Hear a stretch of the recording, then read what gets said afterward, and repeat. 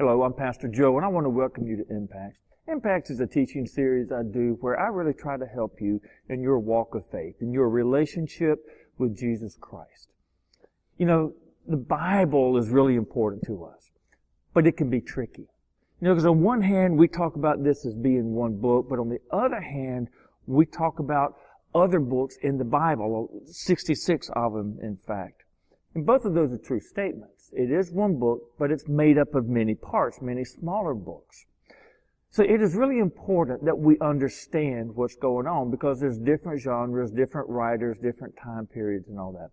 So this series is going to help us try to understand that, to try to know the various divisions and genres of the Bible and what their purpose is.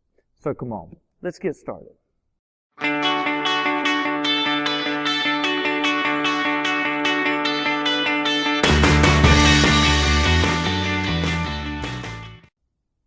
You know, if you ask people how the Bible is divided, you're probably going to get a very straightforward answer.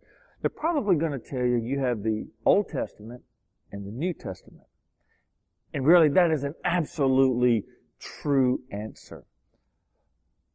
But knowing that the Bible is made up of 66 books, knowing that there's different genres, different time periods, writers, and whatnot, there's other ways that we can divide it.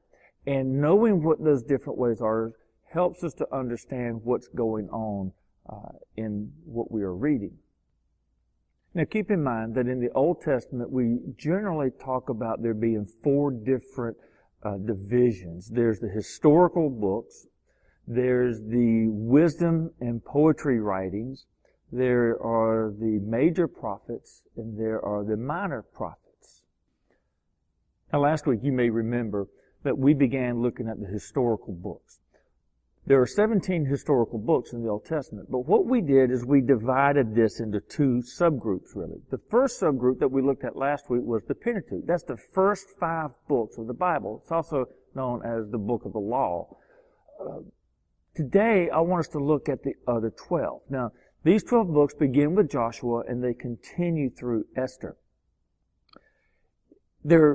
These books are written by different people in different times, but they have a common theme, that they explore the people of God from when they begin inhabiting Canaan all the way through when they return from exile.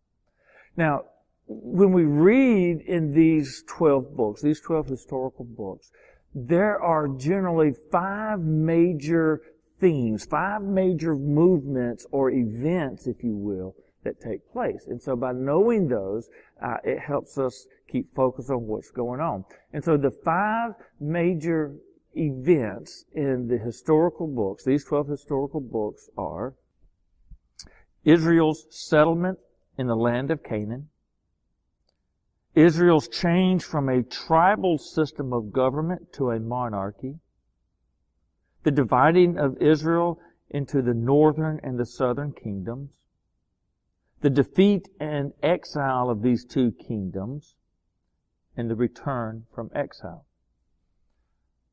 Now, if you keep in mind these 5 movements, these 5 events, you'll have a good picture of what's going on in these historical books. But beyond these 5 events, there are 4 major characters that I encourage you to remember as well. That's Joshua, Samuel, David, and Ezra. Knowing those 4 people give you, again, a good idea, help you to remember what's going on in these historical books. Now, here's my challenge for you. There's really kind of 2 pieces to it. First is thumb through these 12 books, Joshua through Esther. Kind of look at the headings, kind of get a flow for the story. Just get an idea in your mind. You don't have to memorize all, but just kind of get a flow for what is there. But I would encourage you to do some research. You Google it or look in your Bible dictionary at the 5 people I encouraged you to remember because they're important. And knowing more about them and why they are important will be really helpful to you.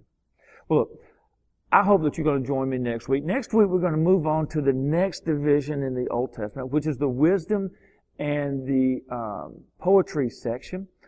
But before you go, I want to ask you to do a couple of things. I encourage you to share this video. Share it with your family, share it with your friends. I think it's going to be helpful, and I want more people to be able to see it. I also want to encourage you, if you haven't already done so, to subscribe to my channel. If you subscribe to it, then you won't miss any new videos that I post. But look, until we get together again next week, I pray that God will be with you.